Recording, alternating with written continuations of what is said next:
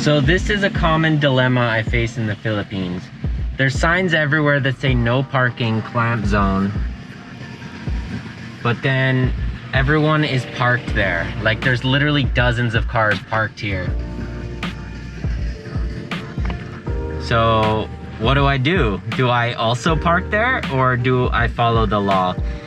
And I've had mixed results going both ways, but yeah, I've been towed before here in the Philippines. It's not fun. But really, it's like, where do you park? I don't know.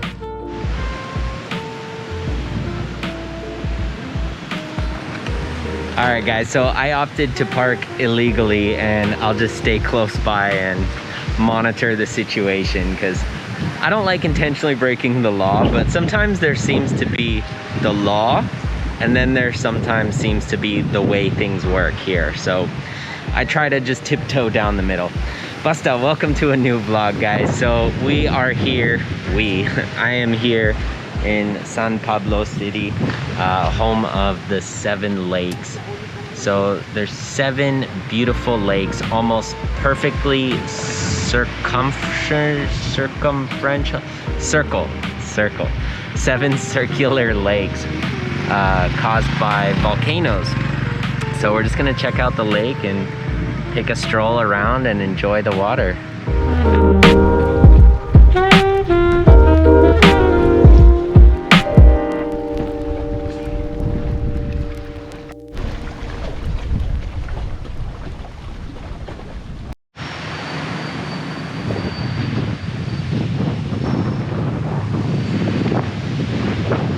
So you can see behind me there's a giant tilapia monument, and speaking of which, I just read in the news yesterday that there was like thousands of dead fish. Oh, there's one right there.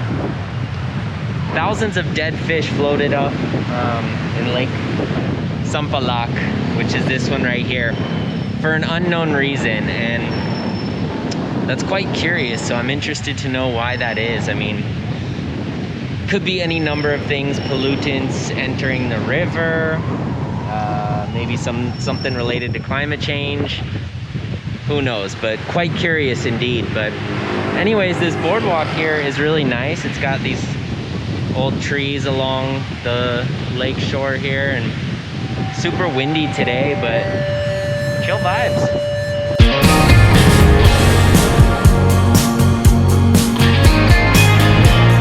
So apparently this lake is about 4 kilometers around, and there's a sidewalk going along the whole perimeter. So not a bad little walk if you want to come out and get some exercise here in San Pablo. And there's some cute little restaurants and coffee shops dotted along the edge of the lake. So I'm sure it's a lot more popular on the weekends, but pretty quiet right now on Friday. So I read up on the history of this lake, and the name Sampalok is a type of tree. And apparently, according to the legend, there was a tree in the middle of the lake that was owned by an old cranky woman. And one day a man came and asked for some tamarind fruit. He said, please, I'm hungry, can I have some fruit? And the cranky old lady was being a cranky old lady and denied him. And I can't remember the rest. Basta, someone got mad and then the water came and flooded the whole area, and here you go.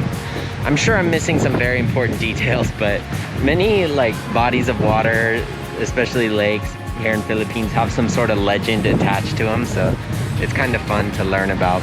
So anyways, as I mentioned, there's 7 lakes in total, so we're gonna go check out another one called Lake Pandin, which is smaller but supposed to be a little more pristine and less developed. So we're gonna go check that out now.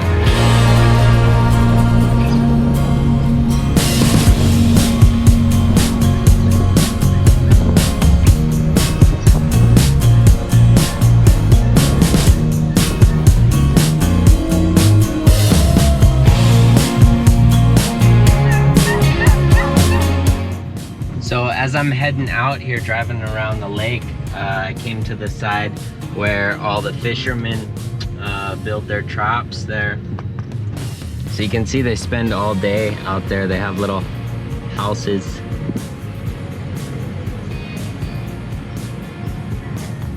So it's a pretty cool drive around the perimeter of the lake here.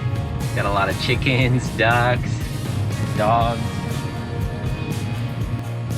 So Google totally failed me. I thought there was like multiple entries and exits coming into the lake here, but it turns out they're all private property.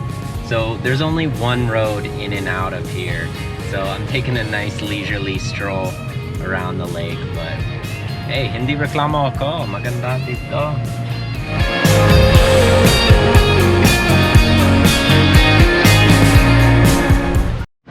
So guys, before we get back to the nature of Lake Pandin, I discovered a place called Sulyap Museum, which is a little delve into the past, if you will.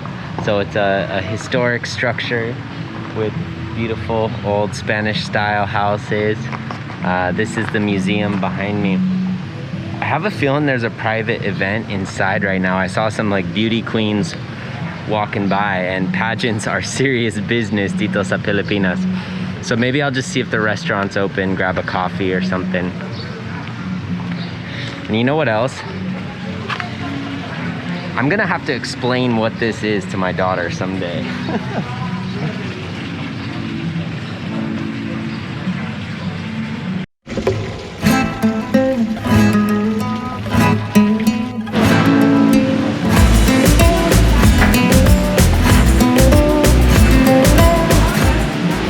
Hello ma'am, open ba kayo? Yes po. Sige. Saan pwede mag-sit? Ilan po kayo, sir? Isa lang. Pwede lang po sa taas, sir. Okay, sige po, thank you. So they have a little coffee shop and restaurant here.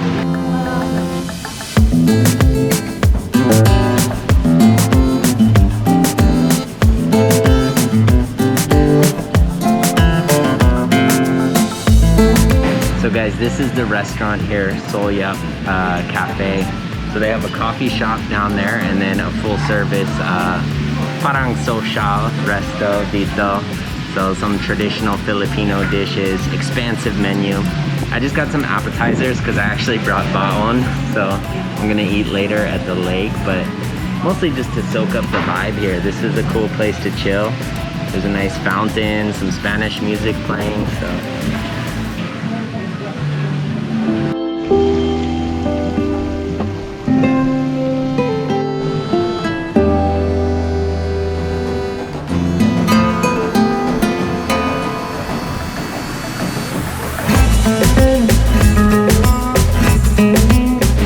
Guys, just to give you a sneak peek of my light lunch here, we have kamote fries and the Paco salad. So I discovered this when I was in Batanes. So it's local ferns with tomato, usually salted egg, and a nice suka.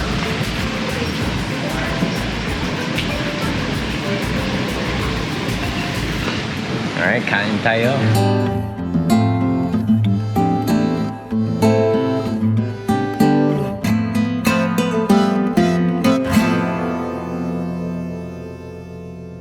So I'm guessing this is the hotel section. So this place is also a B&B. So a restaurant, a B&B, a museum, and an event space. So it's just surrounded by nice tropical gardens. You have the traditional style houses back there, tucked away. So really, really cool place. So I was reading up on this place, and apparently this main building that serves as the museum and event hall used to be a school. So this is more or less original and unrestored. So it does have that authentic vintage feel, I must say.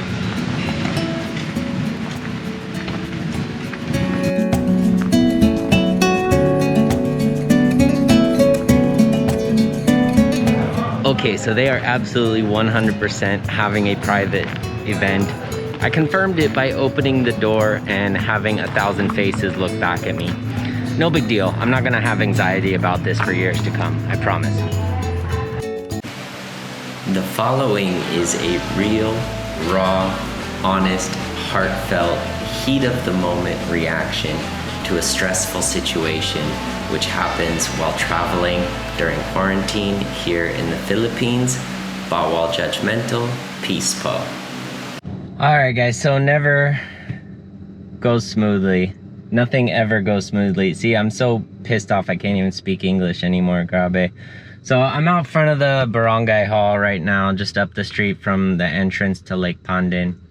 And you need a permit, right? So I'm thinking a permit's like, you know, you pay 50 pesos, 100 pesos, 20 pesos, whatever, for like an entrance fee, and you get your little piece of paper permit. Because Philippines and pieces of paper, that's the vibe. But I go in there, I was like, hey, I need a permit for Lake Pandin. They're like, okay, you need a barangay health certificate from your barangay. You need a travel pass. Who the f has travel passes anymore? And also a negative COVID result. So here's the deal, guys. Right now, December 8th, I can go to SM City and walk around the mall with thousands of people. I can walk around the barangay here where no one is wearing masks or face shields or anything. But I cannot go walk on a dirt trail around a lake. And this is not a one-off. This is nature tourism right now in the Philippines. Every fucking mall is open. Like, you can, there's no social distancing, any of that anywhere. But all the natural spots that would actually be beneficial for people's health are, you know, jumping through hoops of all this crap, or they're just closed altogether. So, I mean, I could go back there right now and start walking down that trail and go to the lake, and there's gonna be no one there, and, you know, it would probably be fine. But I don't want to risk it just in case. So that's the situation. So I'm kind of over it. I mean, I think everyone has the best intentions with these protocols that are in place, but they make no sense. They're so like mixed up and hypocritical. Like, they're not about people's health, what's going on, in my humble opinion, which doesn't matter at all. So anyways, that's the situation. So I'm not gonna enjoy a beautiful stroll around the lake. I'm gonna go drive an hour and a half back home. So yan ang buhay.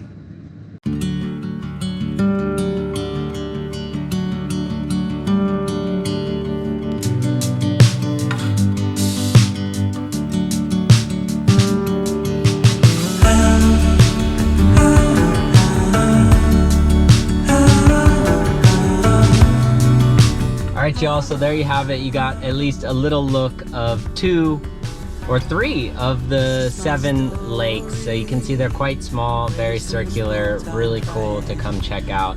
I'm sure it's lovely walking around Lake Pandin, but I wouldn't know. But hey, at least I got to see it from up above.